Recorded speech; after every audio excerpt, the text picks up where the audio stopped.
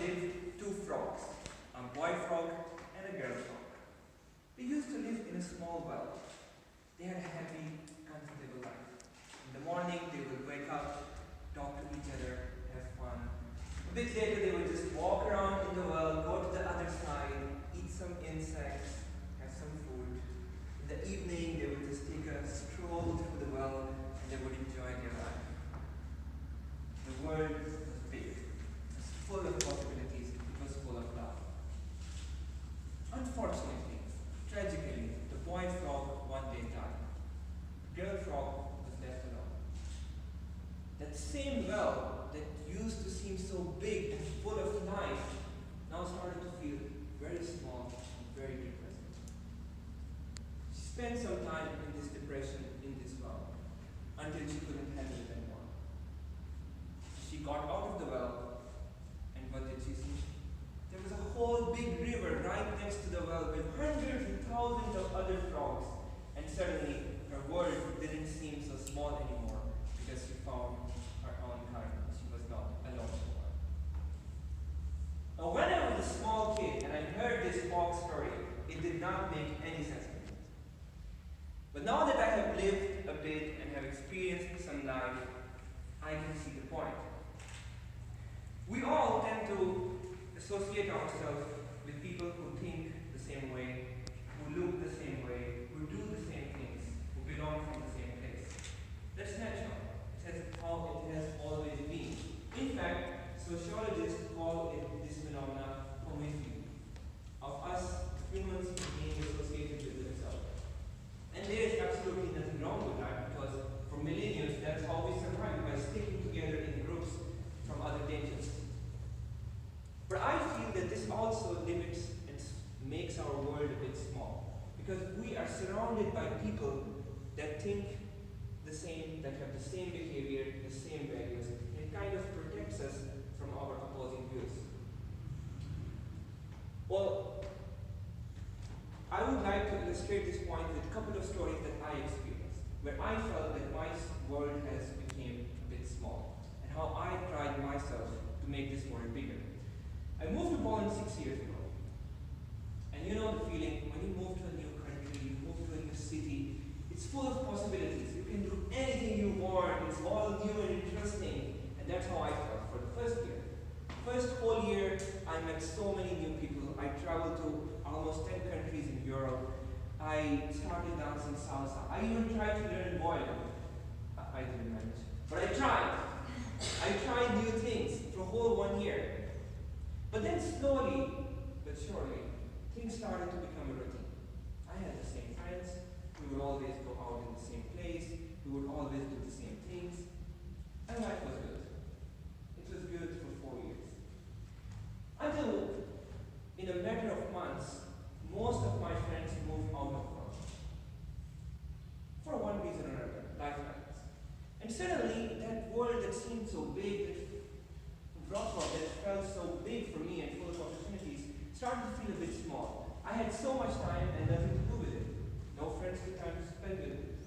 Nothing, no activities that I had explored in the last few years. And I really thought that this is time for me to move on as well. Because I wanted to make my world bigger, so how would I do it? Maybe I should also move to another city, to another country. And I really thought about it until one day a friend told me, then go to Toastmasters. So I went to a Toastmasters club just to check it out. And guess what? My world was no longer small anymore. It became huge. Too huge, in fact. Because I met hundreds of great people in the last few years in Toastmasters. But not only, I found my passion. I found public speaking. I found leadership. I found what I can do to help others. And that made my world infinitely bigger. Now the second story is a bit different. And as I understood you are talking about democracy, and I definitely heard Trump. So that's about Trump in 2016. I'm very much interested in politics, and especially when there were US presidential elections in 2016, I was following them very, very closely. And I was 99.99% sure that Hillary Clinton would win, and she would be the first woman president of the United States, and the world will be so nice and cool, and everything will be perfect. Imagine my shock when I wake up after the election and that Trump has won. And I could not believe it. I cannot forget that moment when I woke up at 6 in the morning just to check the result. And I couldn't believe it. And for 2 hours I was in shock. I was complaining to my friends, how could this be possible? How could people vote for Trump? I could not understand this. I wanted to.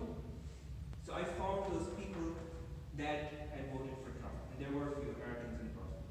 But more importantly, I also found other people that would vote for similar kind of candidates in Europe, in Poland, in other countries. And I asked them, why do you vote for these people? And they gave me many reasons. But what was important, I didn't argue with them, because that was not my point. My point was not to convince them why they shouldn't vote for Trump, but my point was to understand how a person who lives the same life as me would vote for a candidate like that. And the more I asked, the more I understood that everyone has different experiences. And the more I started to feel that the world is actually very big and diverse, I was living in a bubble. I was surrounded with people who thought the same, that Hillary Clinton would win and Trump is bad. But not all those people that voted for Trump are crazy. They just have their own reasons. They may not be my reasons, but they are valid reasons. Now, as I understand, in Ukraine you have elections.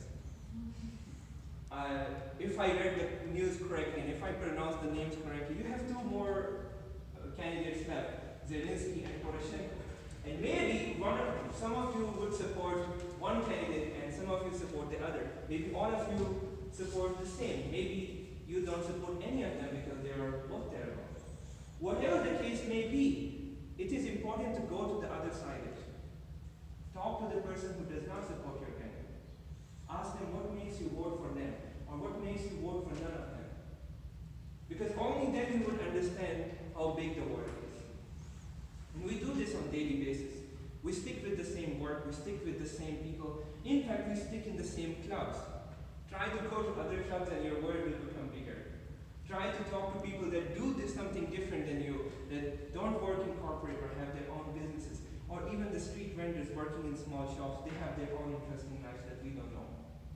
Do all of these things on a regular basis, and that our world that sometimes seems to become so small will infinitely become bigger, and you would not have to change your city, country, or a job to do that. All you have to do is just talk to people and listen.